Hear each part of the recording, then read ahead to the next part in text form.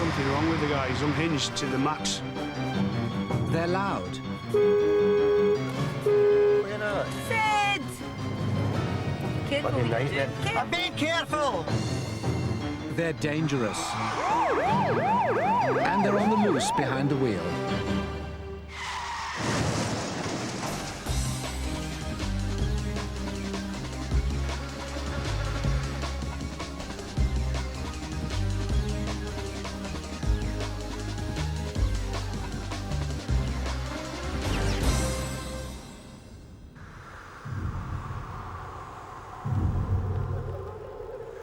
The cab of an articulated lorry weighs 8 tons. In the wrong hands, it's a lethal weapon. And on the night of Monday, May the 16th, 1994, in Staffordshire, a lorry did get into the wrong hands. This footage was shot by a witness with a camcorder. It shows the aftermath of 5 hours of madness as the driver hunted for victims in what police later dubbed the terror truck. So what were you trying to do? Well, just to ram as many police cars as I could. Were you trying to kill the police? No. I wasn't trying to kill him, I was just trying to scare him. But you could have done. Oh yeah, I could have done. Well, about 10:30 at night, there was a telephone call in the force control room at Stafford to say that a lorry had been stolen and it had been seen driving up the motorway. A local patrol came across this vehicle and actually pulled it in from behind on the hard shoulder. Officer got out to speak to the driver. And I just looked in the mirror and I saw both of them running towards me. I waited till they were actually level to the back of the truck, and then I just let the clutch out, and it went into reverse. I hit that police car, but the driver of the police car tried to get back and it moved out of the way, and of course he got injured. Raybould drove off and was soon surrounded by a convoy of police cars. But he refused to stop. Instead, he drove off the motorway and headed into the town of Hanley. The only picture that was in my mind was my best mate, really. You know, like he was only 17. His best mate, a joyrider, had died in a car crash with the police on his tail. Raybould blamed them, and he wanted revenge. Cameras in 2 police cars continued to film the night's insanity. The officer in this car was forced to back off to avoid being crushed by the reversing lorry.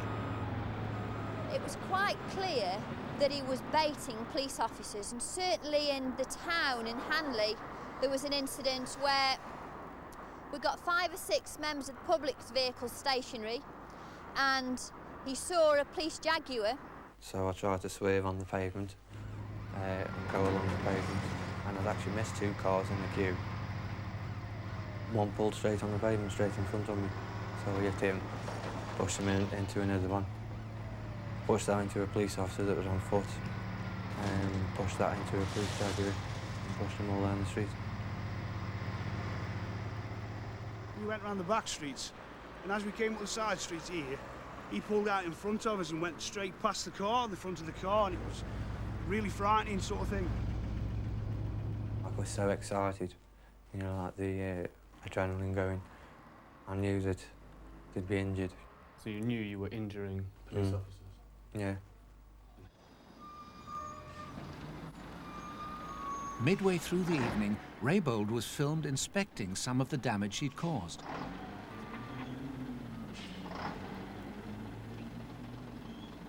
I was actually that excited that my hands were shaking on the wheel. You know, I just felt really good. You were enjoying it? Into the small hours, he rammed one car after another. We had 3 or 4 police officers injured, and there was probably 3 or 4 members of the public injured as well. At one point he came down to this roundabout here, and he was driving around really slowly, hanging out of the open window, brandishing it looked like a knife to me. Yeah, I did have a knife in the cab, and a couple of stages through the chase, you know, I was that furious that I did actually flash it at the police. You know, as if, like, say, if you come somewhere near me, you're going to get it. I think he needs some adjustment. I really do. He needs to be put in some kind of institution and locked away for a long, long time, and to be reintroduced into society slowly. I really do. There must be something wrong with the guy. He's unhinged to the max. Eventually, at 3 a.m. and with a 60-mile trail of destruction behind him, Raybould gave himself up. He was convicted of 11 offences and jailed for 16 months. How would you feel now if you had killed somebody? I'd be pretty gutted. Yeah, I'd be pretty gutted, especially if it's a member of the public. We could have been quite easily dealing with a fatal road accident, and Mr. Raybould could have been looking at a murder charge. 3 months after this programme was made, David Raybould's driving ban ended. He's now back behind the wheel.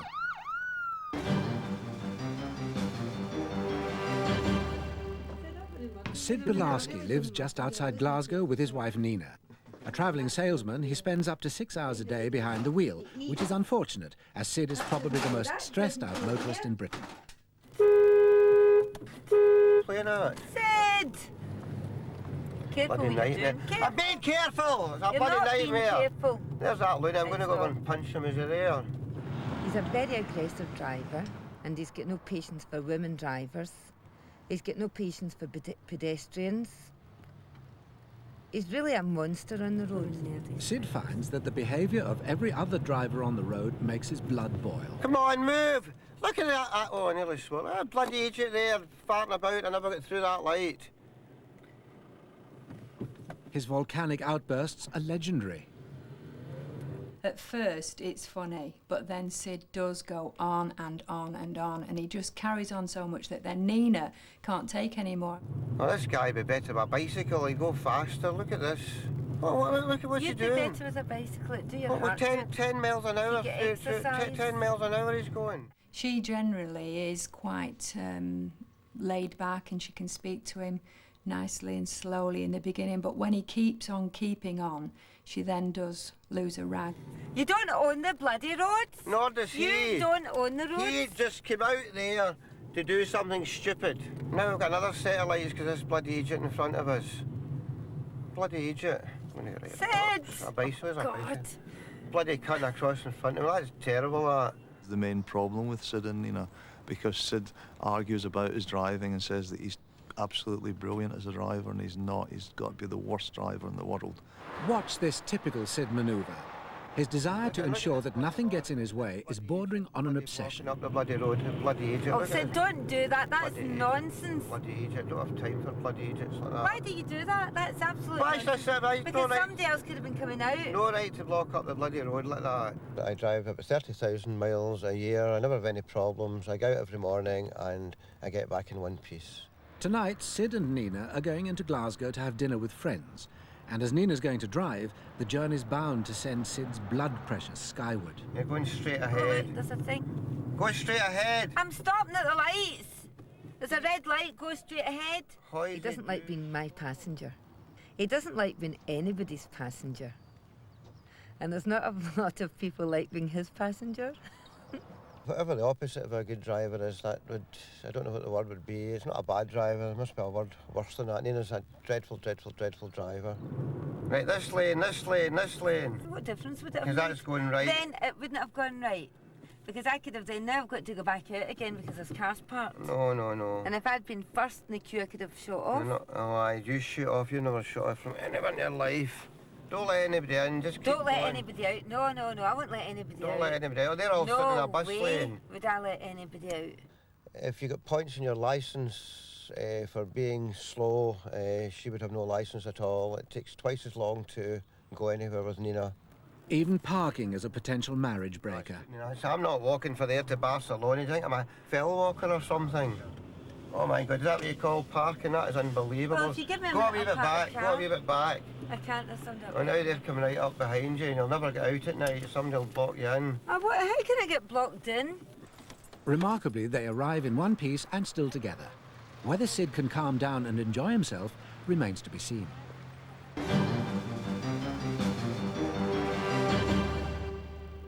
At the wheel of this blue Escort, a driver is pulled over for erratic driving. But as soon as the officers leave their car, he races off. The chase is on. Speeding at over 90 miles an hour, he leads police on a race around Inverness.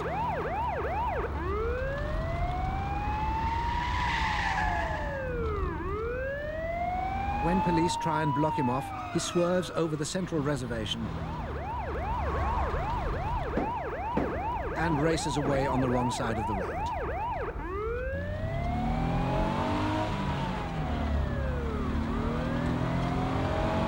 Ever more frantic, he cuts up other drivers. He loses control and smashes into a wall. He's cornered by the police, so slams back into them.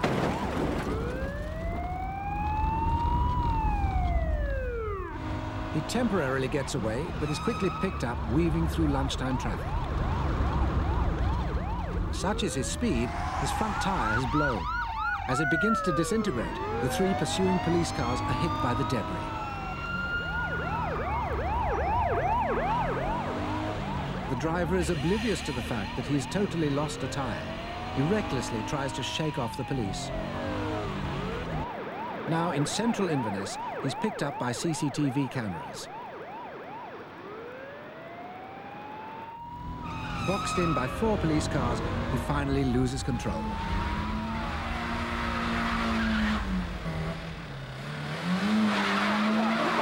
But he just won't give up.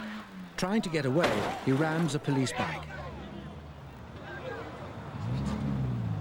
Still struggling, he's eventually arrested. The 38-year-old driver from Naples in Italy pleaded guilty to dangerous driving and was jailed for 2 years. The chase lasted 15 minutes and involved 10 police officers.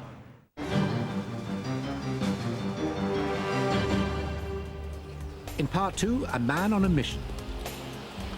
Yet more illegally parked vehicles. They don't put those yellow lines down there for decoration. The police officers under attack. It happened so quickly that we were only talking a few yards.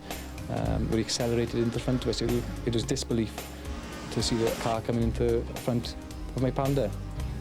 And a latter-day Bonnie and Clyde are on the run. Oh, here we go. Okay, hey you guys. Here we got it.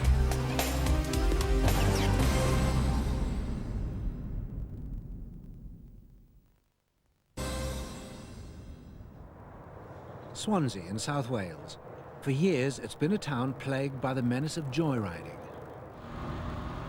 Skirting oncoming traffic, this one is racing the wrong way along a one-way street. You can predict a drunk driver, he'll drive along 30 miles an hour and waddle slightly. With a joyrider, he'll come past like a cruise missile, and I'm just going to get out of the way. I have drove 120, 130 miles an hour. And that's fast. Basically, out of boredom. You're bored, there's nothing to do. It can be like a bug as well, it's like a drug. It's just an almighty adrenaline rush through your body when you're just doing speed. Even this doesn't satisfy their desire for danger. In recent years, joyriders have added a new sinister twist to their already dangerous game. When you're driving around in a stolen car, there's nothing else better to do than just make a loud noise, skid around, go fast, and then there's no point in going fast if you haven't got no one behind you, really, is it? So just go and give the police a shout and tell them to, look, here I am, wave at them, make a scene outside the police station and drive off. You can drive a car and you can drive it fast, but when a police chasing you, the thrill of it, it's unbelievable. I've thrown wheel braces at them and spare tyres and petrol cans and everything, you know. Just being totally reckless, to tell you the truth, like. Even deliberately ensnaring the police into a terrifying game of cat and mouse is not enough for some. Last year, 10 chases ended in an attack on the pursuing police car. One particular case that I'm aware of within my own division, the driver of a vehicle actually turned it around and deliberately rammed a police officer. Joyriders in this Range Rover slam into reverse and speed towards the pursuing police car. Since 1996, 40 police officers have been injured as a direct result of being rammed. PC Clayton Price was one of them. It happened so quickly that we were only talking a few yards. We accelerated into front of us. It was disbelief to see the car coming into front of my Panda.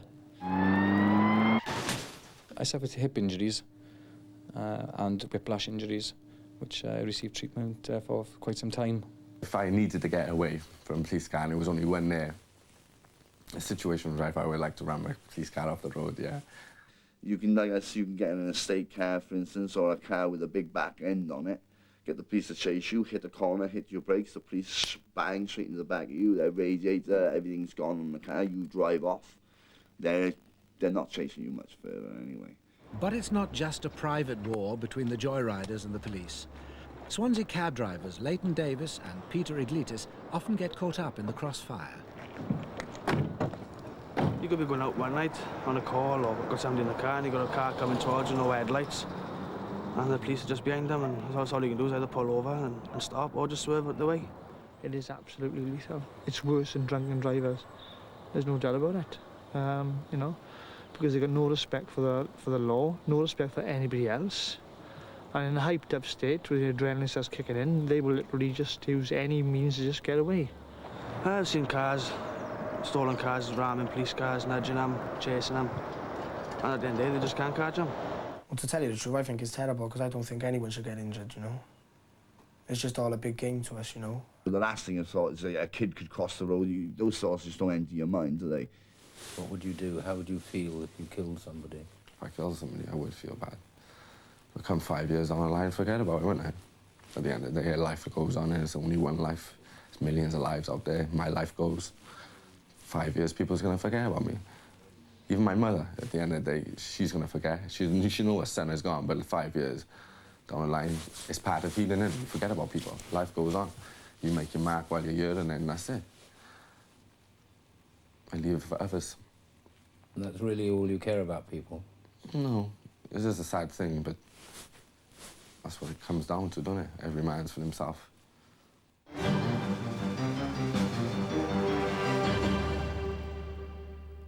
I would take issue with anyone that accuses me of holding them up, simply because I comply with the rules, I comply with the speed limits, I strive to get it right, and so should they. They're many drivers' worst nightmare. Never in a rush, they create tailbacks because of a slavish devotion to the speed limit. The speed limit along here is 30 miles an hour, so we better stick to that. They're the real road hogs. Stephen Craft is an environmental scientist from East London. He's often found that other motorists don't always applaud his pedantic obsession with the highway code. On one occasion, I was driving along the motorway and this gentleman was tailgating me. I put my hazard flashes on to indicate that he should drop back, instead of which he tore around to the front of me and eventually he forced me to stop off the junction. He got out of his car and threatened to rearrange my face. While some motorists find Stephen simply too good to be true. Well, I was driving down the M6 and this lorry driver got very suspicious. It was the middle of the night and I was driving very slowly behind him for quite some miles on the inside lane, and he rang the police on his mobile to say that he was suspicious that I was about to hijack what turned out to be a lorry load of whiskey. So the police pulled me over and they were quite satisfied that I wasn't doing anything suspicious, and they just let me go. He just can't help himself. Stephen has a compulsive need to point out every misdemeanor on the road. If that red car in front has to slam on the anchors, there is going to be a pile-up. He's cutting. Oh, that's extremely dangerous. Don't break the speed limit. Don't tailgate. Don't drive a vehicle that's fit for the knacker's yard. Look at this idiot. Oh, that was despicable. Yet more illegally parked vehicles. They don't put those yellow lines down there for decoration. Stephen has a totally clean driving licence, of course, but he still managed to attract a lot of attention from the police. I've been pulled over by the police, I would estimate, 40 or 50 times over the last 5 years because I've driven that very powerful 2-litre turbo car very carefully, and they think that I'm drunk or I've stolen my own vehicle.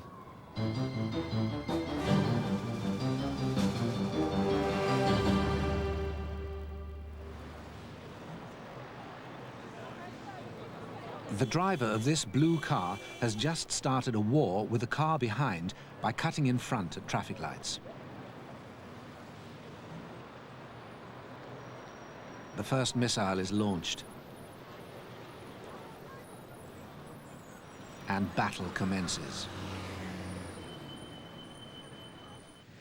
Half of all motorists claim they've been victim to offensive gesturing while driving.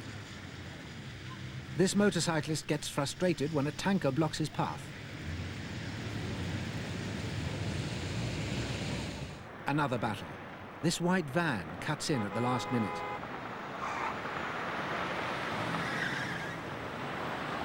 And the driver of the green car retaliates.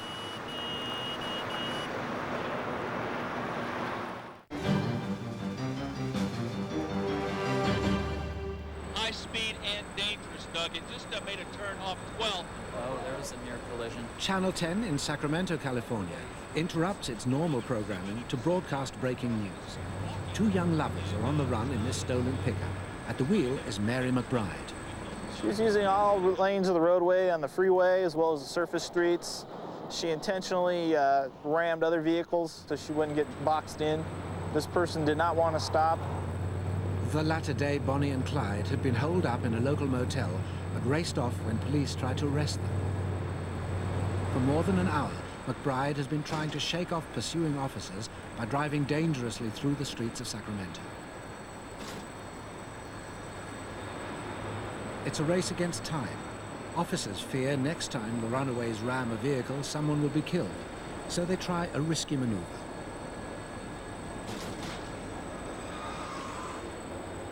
But McBride recovers and speeds on. Here she rams another car out of the way at a red traffic light.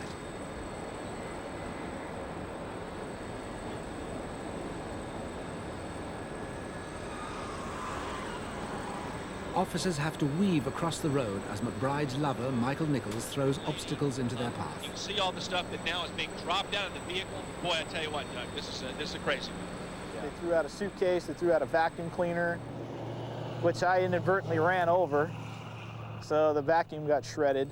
After driving for 90 minutes and having covered 4 counties, McBride suddenly loses control. Oh, here we go. She's... Okay, hey, you guys. Hey, we got him. We might have her now. She lost control. Doug, well, you just saw what happened. She made a major spin out, and it appears if they can get her swung off to the side of the road with exactly what they're doing, they're going to be able to terminate this pursuit right now. Okay, this will terminate. She has been completely surrounded with nowhere to go. Nowhere to go, Doug. Oh, she looks like she's fighting him, too. Oh, you know she will. And what they'll do, they will get her right down on her belly on the pavement, get arms behind her, and then put her in a patrol car. But this pursuit, fortunately, Doug, has ended safely. She was charged with driving under the influence of a controlled substance, evading arrest, reckless driving, hit and run, because she hit other vehicles, which actually it was assault with a deadly weapon because it was an intentional act. A total of 5 separate offences. The couple will now be parted for at least the next 4 years. Both have been jailed and sent to separate prisons.